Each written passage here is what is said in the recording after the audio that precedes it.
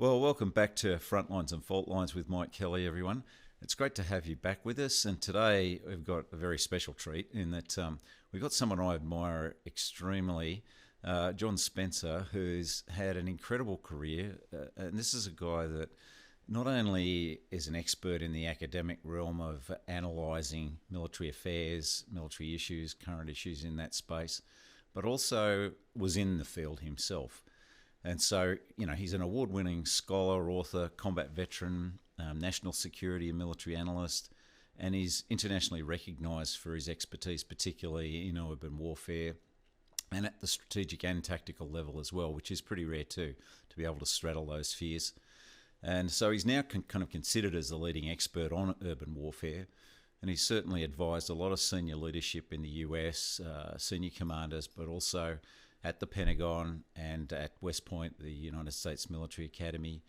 And at present, he currently serves as the chair of the Urban Warfare Studies Centre at the Military War Institute, Modern War Institute at West Point. So, he's really focused in and analysed this particularly challenging environment for anybody who's ever had to deal with urban warfare or serve in it. They'll know what I'm talking about here. There's no more challenging environment, both from a strategic and tactical point of view. And for those in that environment, it is intensely stressful. You just don't know when your next threat is going to strike from any given direction or even beneath you. So really appreciate all the work you've done there, mate, but also your 25 years of active service in the Army as an infantier. You were in the elite 75th Ranger Regiment, and interestingly, the 173rd Airborne was the formation that Australian battalions were attached to in the early days of Vietnam before we formed our own task force. So there's that connection. And also, I know you served with the 4th Infantry Division, which Ray Adurno was commanding when I was in Iraq, and they were on a steep learning curve on counterinsurgency at the time, which we can come back to, but it's a stellar sort of career, mate, and it's a lot of scar tissue to be drawing on. So really grateful to be able to plug in and talk to you today. I guess to kick off a discussion, we've had a lot of commentary around what's lawful targeting, this lawfare engagement that you've had. A lot of academics have had a lot of pressure to adopt a certain point of view from their colleagues on the campuses, where there's been an attempt to deny free speech a lot of the time, or they feel under pressure to toe a certain line. But you've had to deal with these specifics, the targeting processes, and all the weaponeering that goes along with that, all the elements you take into account in selecting a target.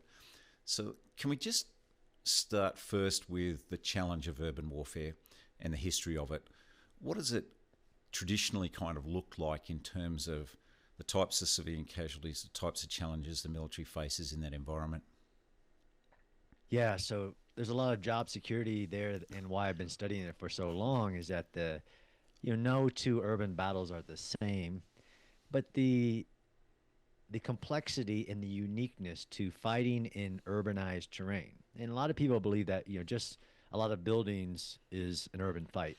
Urban by definition means that there's a population present, there's the infrastructure support population, and that unique, dense physical terrain, right? So that is concrete and steel, that is three dimensions, and it is the political and the information environment. Because even in, there's a lot of warfare that's hard, like fighting in the mountains of Kashmir, you're fighting in the jungles. It's really hard, but there's no place where every rock has a cell phone, every tree is a international media. In the urban environment, there are many reasons why it's been what we, the great equalizer for one thing, because it equalizes not only superior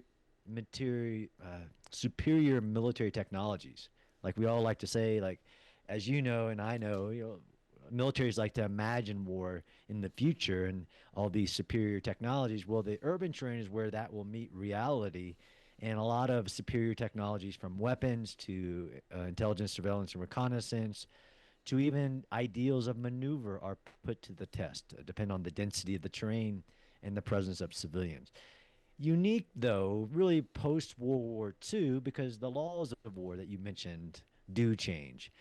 Even information access changes, where we live in a world today where people have to fight wars in a basically a fishbowl, where people can see into the fishbowl, but really not. They see through a straw because they see through clips and images that they get fed. Not even in nobody's feeding it to them. The algorithm of social media feeds it to them. All these things clash for the military person on the ground who, facing complexities that are hard to train for. Not only the fact that if you're fighting in an environment like many of us have, where the enemy purposely uses the protections that are in urban terrain. So, like the civilian population, which is protected, non-combatants are protected. So we fought enemies. You and I have fought.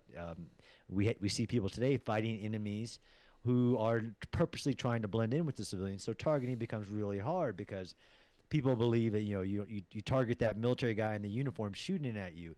It's not that clear. It is actually not that prescriptive in who is the combatant, who is the legal target, and who is the protected population. That becomes extremely more difficult when you are fighting an enemy who's using that on purpose, using the protected sites, the hospitals, the schools, the cultural buildings, all these things that are protected. And we can talk about the evolutions of urban warfare from the ways that used to be done, World War II, Mm-hmm. and the evolutions even before, Vietnam War and evolutions to today in the global war on terrorism, which has left what we call the counterinsurgency hangover. For me, it has left what's called the urban legends of urban warfare. And this is what I see every day is where people believe there are things that can or can't be done in urban terrain based on not what they experienced, but what they heard, what there are oppositions, really, opposing forces who have tried to make war in urban areas illegal, like legitimately. There are groups who have tried to make it illegal. And in a world where information is the game is to get the fastest story out as quick as possible, you see these myths, these lies, and even political positions of urban warfare colliding. So, like you mentioned, I study it from the tactical level, how the fact that your weapons don't get, how that urban terrain, if you get there first, gives you a huge advantage, right? You can't build bunkers as powerful as some of the urban structures that are in urban environments. And we've seen this even in Mosul, where the General Townsend said that, I mean, I couldn't build a military bunker as good as a flattened, 10-story building where you still can get inside of it and shoot from it.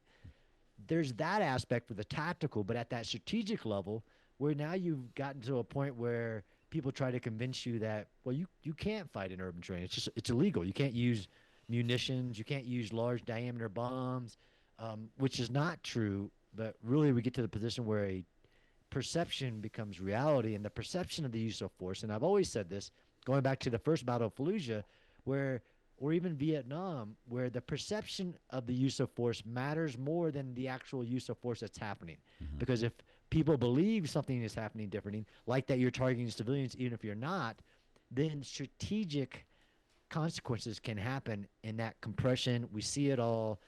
It's a lot of information to say that I have a lot of job security because it's really hard, but it's also the present, right? People believe, I don't say it's the future, it's here and now.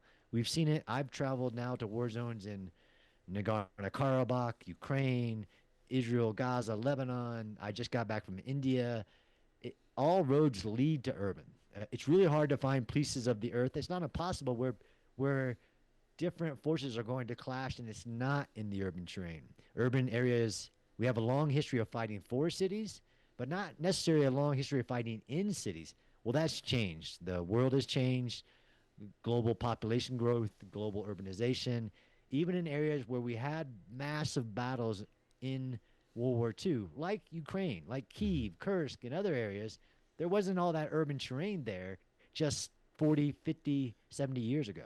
Right, and I think the key too for organisations that we face that non-state actors or at least who prioritise asymmetry and the urban environment really offers them that chance to neutralise some of the advantages that a sophisticated Western military might have. But what really annoys me is you see conversations around proportionality. Nobody really understands that rule who hasn't studied it. But part of the equation there is your own force protection.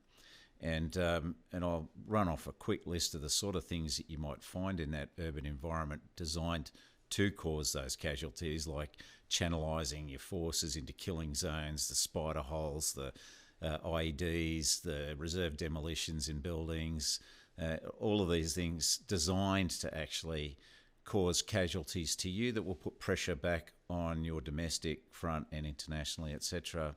So it's legitimate for you as a military to actually conduct your campaign in the way you're not going to get chewed up. You know, like the German Sixth Army in Stalingrad, for example. I mean, those casualties could potentially be massive on you. So it's legitimate for you to try and minimise that by not following the channelized routes and using breaching materials. And so it's like a combined arms team that goes through these environments now with your combat engineers and your armoured bulldozers, etc., but still get casualties. So, you know, is there anything else too that you've noted that's evolving in, you know, the enemies and the threats we face and how they use that urban environment? Absolutely. And this is the one of the problems with Western mindsets is who in most of our urban scenarios, we're always the attacker. So we look at the challenge to the attacker. We're never the defenders.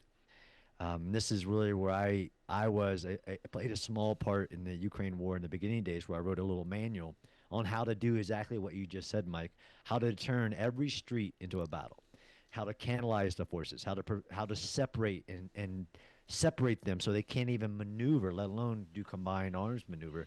And the principles are really not that hard to do if you're defending urban terrain. And there's a lot of big problems with Western militaries believing they're always the attacker and the disadvantages there. But you're right. But this is where we live and why we had this thing called the urban triad, which militaries use to understand the urban terrain, which is like I said, the physical terrain, the population, and the infrastructure. NATO and others are trying to get to a quad, factoring in that information environment. So, unlike any other train for the military operating in that environment, one side who values legitimacy, and we haven't, it's really hard to talk that, but we're seeing it in the world today, where legitimacy is very important. The U.S. military added it as one of our principles of joint operations, which I prefer to call principles of war. Well, in the urban environment, it's really hard to maintain legitimacy where the world will criticize every clip of every military action that's happening. So that soldier on that street corner who has, an enemy sniper attacking him, that level of visibility onto every action, every mistake, every legitimate action, but viewed through a different lens and a different clip will be scrutinized at a level unlike we've ever seen in war. Now that can be both a positive and a huge negative. That's a challenge in urban environments because you have all those sensors there. That makes it really hard again to plan operations. But the presence of the populations, one of the things that people try to wish away is the population. And in most urban environments, even from Stalingrad, where they kept, where some of the civilians were trapped, but in there, plenty of other urban battles where they were trapped. But in most urban battles, especially the ones of the last 20 or 30 years, the attacking force will go through great strides to remove the population as much as possible to make that job, that requirement, like you said, proportionality, but there's also distinction where you have to distinguish between a combatant and a non-combatant. Usually you have to mark yourself, and I like to point out to people in Ukraine, I on all my visits, I don't know where they got so much yellow and blue tape, but every civilian that was joining in the fighting, no matter what they were doing, wrapped a piece of tape around their arm because that's required in the laws of war. In the urban environment, that primary function is really hard to do, and some enemies do this lawfare, and this is what we're seeing as well. So, right, if it's hard to remove the population, which is kind of a standard protocol, and there's other aspects of time that you want to, the ultimate level of warfare that most people talk about is this, joint combined arms maneuver, which relies on speed and surprise. It's really hard to surprise people in the urban terrain, but it's possible. But also to get civilians out of harm's way. So there's a time variable here on how do you get all the civilians out of harm's way while you're, depending on what the operation is, and not all operations are the same. That all adds up. Like you mentioned, there's the Great Equalizer, which is really famous. There's the three block war that's required. So you send the soldiers into an urban environment. Of course, their job is to destroy the enemy who's defending, who's fighting. But they're also going to be required to provide humanitarian aid, to do peacekeeping, law enforcement, all these other tasks. It's just inherent in the complexity of this urban terrain. All these things have been coming. This level of lawfare, though, that we're seeing, I've seen been building. And it's not just the enemies that do the lawfare. Now we have other actors like non-government organizations who view themselves as credible arbitrators of the laws of war, who are part of using lawfare. Like I said, they're trying to convince governments that something is right or something is wrong, something is legal or something is illegal. And I've seen it, and I'll call people out like Amnesty International, Air Wars, the Red Cross, the United Nations Human Rights Commission, who are actually practicing lawfare, trying to convince nations trying to follow the law of the war, trying to convince populations around the world that there's something illegal happening, and try to convince people there's another way. And there's always in my work this fictional, like, you could do this in another way. I'm like, okay, I study war for a living. Show me what historical example that is the case that you're showing that in this case they did it in a different way. It was less destructive. It was less costly. It was all of these things. And there's so much that the individual soldier wants to do his assigned task, but then you have this echelons of understanding. And you and I, you have studied the first and second battle of Fallujah, and I've interviewed like the very top commanders like General Abizaid and others, and like, what's the biggest difference? One of the biggest difference was explaining to the political environment how the operation would unfold. It would be heavily destructive, but you're taking the steps to follow, like you said, proportionality, which doesn't say you have to, it's not quantitative. You have to take all reasonable, feasible steps to limit collateral damage. We're living in a world right now where some groups are trying to convince governments that the correct number of collateral damage or civilian casualties in an urban fight is zero. Yes. Which means really that you can't do it. Yeah, or even that you can't cause more than the casualties that you've experienced. So because there are 1,200 Israelis killed, for example, in October the 7th, you can't cause more than 1,200 casualties in fighting back, even against your armed enemy who, in fact, the whole point of military operations is to create overmatch, to actually, overwhelm your enemy and cause the maximum amount of casualties for those who stay in the fight. And this is the thing about the Gaza conflict too. The extra dimension is that subterranean dimension, which I know you've been really working hard on as another surge of research. And in Gaza, it's extreme in that you've got nearly 500 kilometres worth of sophisticated underground military infrastructure, which we didn't face in places like Mosul. You'd have to go back to like the tunnel sort of aspects of the Vietnam War to get anything like it, but nothing like that was on that scale in Gaza, and to an enemy which has tried to trap for example, the Israeli Defence Force in that environment to maximise those casualties, but also to be flexible. So, they've operated these formations, these units, organised units, like, so the invasion of Israel on the 7th of October involved the Nakba Brigade, but once you can't maintain a kind of a conventional unit structure, they're built to drop down into terrorist cells with pre-positioned stockpiles of weaponry, etc. So this is the kind of environment the IDF is trying to work in. And to your point, I think we've kind of made a rod for our back with precision-guided munitions. We started showing those sexy videos in the first Gulf War when that was only about like 8% of the ordnance drop. And people think, oh, well, all you need to do is use some smart weapon that'll go through a window and take out your bad guy, and why there's all these casualties. But it's such a mythology. It's still today, isn't it, John? Absolutely. And I spend a lot of my time in the last, because of the urban nature of not just Gaza, but Lebanon and Ukraine, really giving people War 101. So this myth about precision guided munitions is one of those where they class, the media will run something like, well, they're using more dumb bombs when you have to explain them the difference between a precision guided munition and the guidance material and the circular probability of error. The difference is can be very limited, and a dumb bomb can actually be very accurate. But the ideal that a military should fight all of its wars only with precision guided missions, and like you said, yeah, first Gulf War, 250,000 bombs and missiles in a matter of 43 days, 8% of those being precision guided munitions. It's pretty insane because is I'm hopeful, and you're right. The subterranean environment in Gaza far surpasses anything that was ever seen in Vietnam. Ho Chi Minh Trail, the tunnels of Cu Chi. The sheer number doesn't even add up to half of what is was built in Gaza over about 20 years. I've been in some of those tunnels now.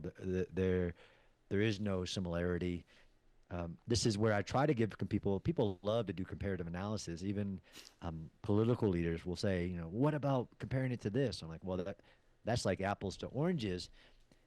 Just in the urban fights of history, although there's already a problem when you compare a battle to a war, Mm-hmm. right? So, like Gaza is a war. It's not the Battle of Gaza that we're talking about. There are 10 cities are over 100,000, 3 cities are over 600,000. So, what battle are we going to compare the Gaza war?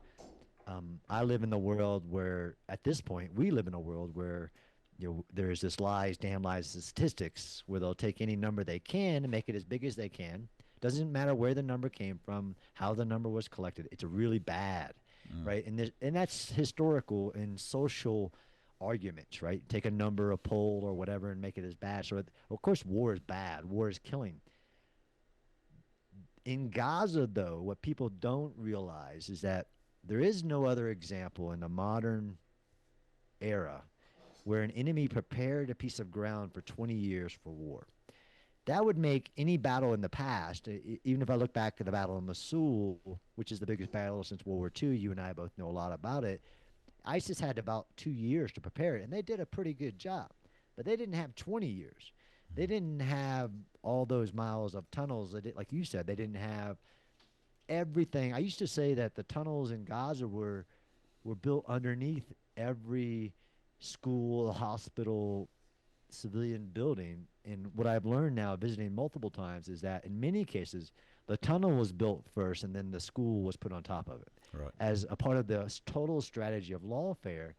Uh, Even the aspect of in this fight, Hamas's goal is not to kill as many IDF soldiers as it can. Its goal is to get as many of its population killed to do this strategic effect, which is to cause the international community to say, this must stop. There's just too much killing being done without acknowledging anybody's action on Hamas's side, not on what it does, not what it says, not the strategy it employs. There's a lot of uniqueness here that I hope the world never sees a Mm-hmm. Gaza war again. And that aspect of the tactical challenge, of course, of the tunnels. Nobody's ever faced at this scale. The tactical tunnels of just an urbanized terrain. And Israel does things that, if it would have been any other military other than Israel's, they would have lost thousands of more soldiers in this fight. Israel has uniquely designed formations for deeply contested urban fights. They lead with a giant bulldozer. Follow that with the most protected mobile protected firepower, a Merkava tank. Follow that with a very protected, because like you said, in many of these fights where it's almost like siege warfare, you have to bring a siege busting train to get into that environment, and then find the enemy who is intermixing within the civilians. And in this case as well, Mike, I think I'll say it on every podcast I'll ever be on. As a urban warfare student of the history of urban warfare, I can't find any other case where that civilian population we're talking about, which is if you have time, the best thing to do is to get them out of harm's way, has been obstructed from leaving the combat area because of one nation. Even in the Ukraine war, where 3 to 5 million people left to escape the bombardment, mostly women, children, and the elderly, there may be countries who say you can't stop here, but never a single country like we have in Gaza with Egypt saying, building a 30-foot new wall and saying not one civilian, no sick, not your elderly, nobody can come through this gate because I said. It's crazy how the IDF have had to fight within these constraints that is historic. So you add all those challenges that we're talking about that are in all urban battles, but then add all these special things and the ideal that there's an alternative politically to having been invaded like the October 7th massacre was, but then for people to immediately say, well, you should seek a political settlement. You should let Hamas, you should negotiate with Hamas. Just give them what they want. They'll give you your hostages back. Everything will be fine and we'll have peace, right?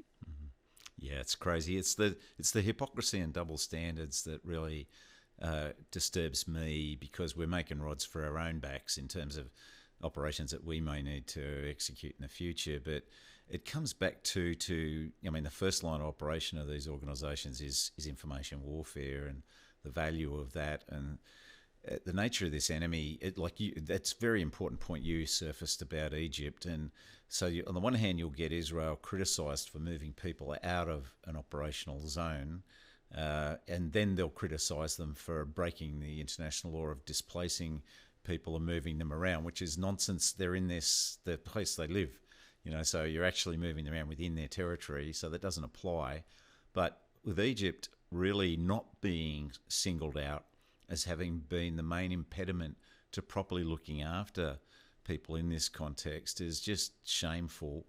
And then on top of that, you've got this statistics battle, and I'd like you to comment on that, because a colleague of ours, Andrew Fox from the Henry Jackson Society, he's done a deep dive on analysing those stats, but not one media outlet of the mainstream media that I've ever seen sits down when they announce these concocted figures, ever talks about, well, we don't know how many of these are combatants, and they don't cite that it's, these are coming from Hamas.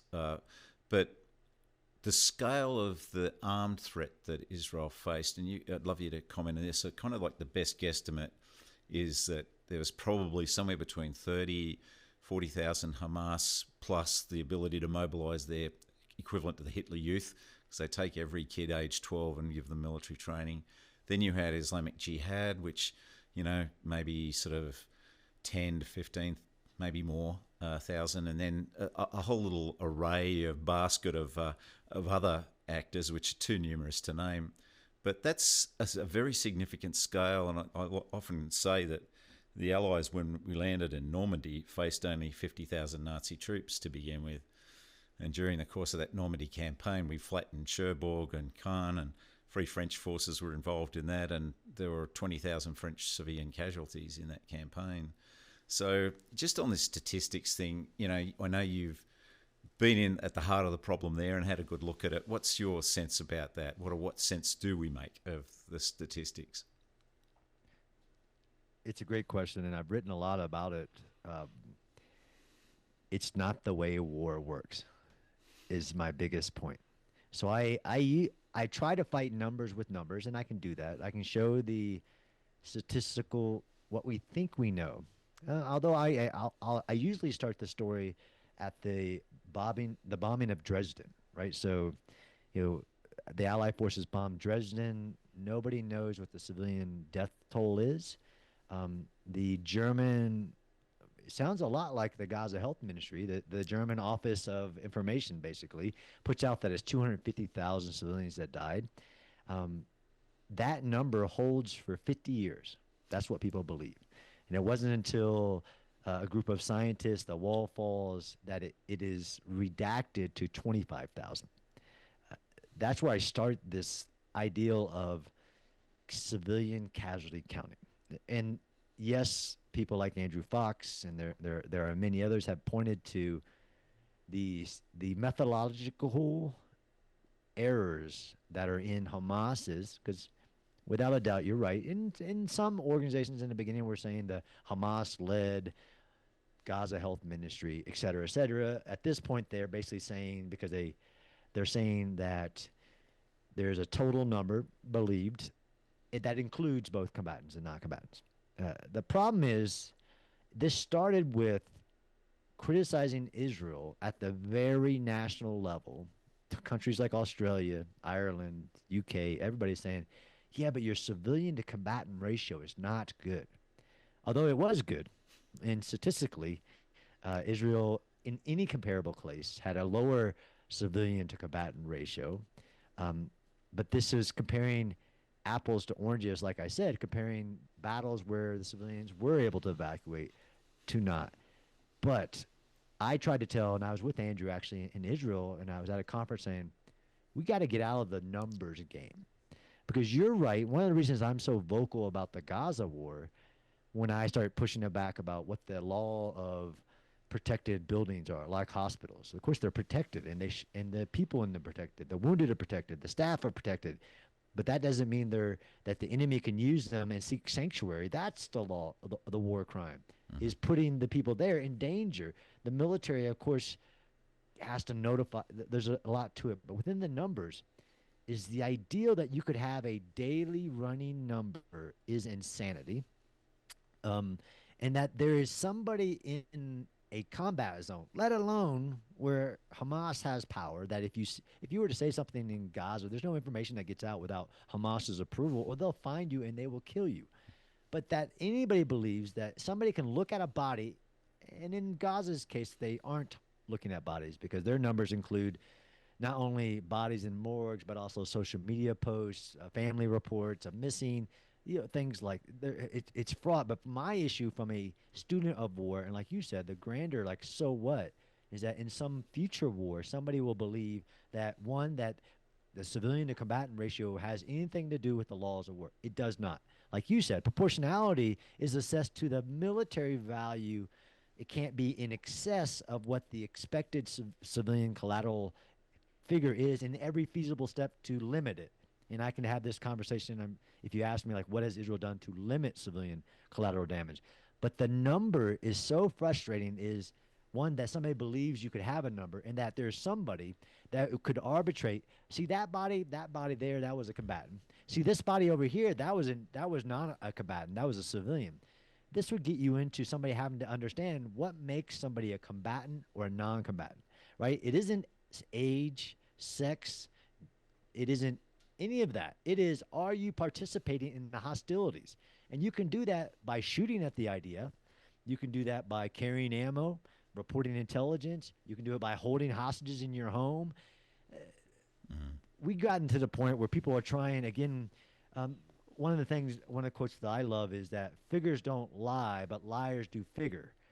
You have the point right now where you have these groups, again, and I'll call people out, like Air Wars, like Amnesty International, who believe that they can do survey based analysis and statistical tools to determine what the overall civilian casualty rate is, right? So they'll take an area, do some statistical analysis of that area, and then apply it to the entire, like, Gaza Strip, and say, okay, based on this area, we are saying statistically this is what it is. Or this is crazy, Mike. They'll call into the combat area, right? They'll call somebody and go, hey, what's your name? What's your ID number? All this stuff. Were any member of your family killed? Yes. Were any of them Hamas? No. Oh, they were civilians. Okay. They would do, and they do the same thing with about buildings. So now supposedly you can call into an urban area, still under control, still where there's combat, and say, was your apartment building destroyed? Yes. Was it being used for any military purposes? Like, was there a tunnel underneath it? Was there ammunition in it? Was there anybody shooting from it? Of course, there was not. It was a civilian building, and the IDF destroyed it for no reason. That's the level of insanity we're at. And I'm afraid, again, there's been the first country I've ever experienced in my 25-year military career, 10 years studying it, traveling the world.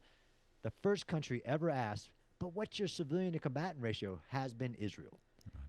It's never been any other country, and in my opinion, it should never be any other country in the world. The law says do not target civilians. The law doesn't say there should be zero civilian casualties. The law doesn't say that the proportion aggregated, disaggregated should be this 1 to 1, 1 to 2. That's insanity. I can give you where it's vastly different. It doesn't mean it's illegal, immoral, unjust. Like, it's really frustrating. So I tell people, you need to get out of the numbers game. Yeah, it's just war, I guess, is the bottom line. But also, you see organisations like Lancet saying, "Oh, well, this this apartment block was destroyed. There would have been X thousand living in it. Therefore, the number of civilian casualties is 189,000. Not even Hamas was trying to assert that. That's right. But also, to your other point, I mean, the only time we ever see Hamas in uniform is when they're parading hostages around, and then they quickly ditch that stuff. And when bodies are brought to hospitals, they don't bring their AK-47s with them, of course. So, they're just. I just am flabbergasted by the way the media has played along with this information warfare game. Well, that's all we have time for in this program, but we really need to continue this discussion with John because for those interested in military affairs, which is a focus too of our program, we want to look at the lessons learned of all of this as well because there's so much that's been innovative in the way that the Ukraine and Israel have been engaged in their respective conflicts. So we'll talk more about that in the next program. So thanks for being with us, and we'll see you again next time.